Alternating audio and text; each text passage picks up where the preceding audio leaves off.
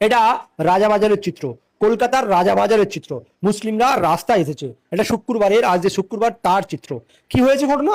রাজ্যে পালাবদল হয়েছে, বাংলা দখল করেছে বিজেপি। বিজেপি বাংলা দখলের করার পর প্রথম জুম্মা বলা যায়। 9 তারিখে শুভেন্দু অধিকারী প্রধানমন্ত্রী হয়েছেন, তার পরবর্তীতে মন্ত্রিসভা গঠন এবং তার পরবর্তীতে আজ প্রথম জুম্মা ছিল। মন্ত্রিসভা গঠনের পর শুভেন্দু অধিকারী মহাশয় নির্দেশ দিয়েছিলেন যে রাস্তায় নামাজ পড়া যাবে না, নামাজ বন্ধ, নামাজ পড়তে হবে মসজিদে। আমরা কম বেশি জানি রাজাবাজারের যে জায়গাটা রয়েছে, এখানে মসজিদ সংকলনের জন্য মানুষ কিছু সময় মিনিট 10 রাস্তাকে হাফ ব্লক করে নামাজ পড়ে।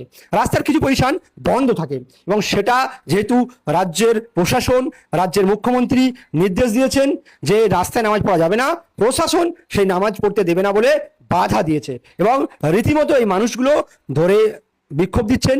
এই মানুষগুলো প্রতিবাদ জানাচ্ছেন যে আমরা যাব কোথায়, আমরা নামাজ পড়বো কোথায়।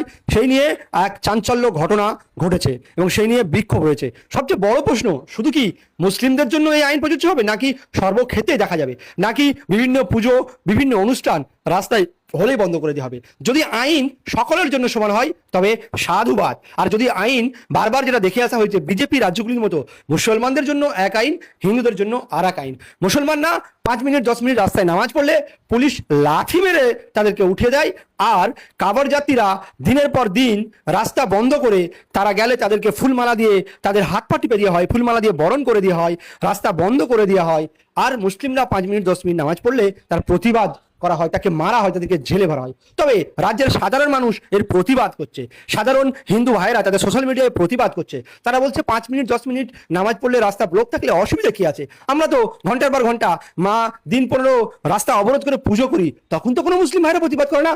হিন্দু শিক্ষিত সচেতন ভাইরা কিন্তু এর প্রতিবাদ করছে।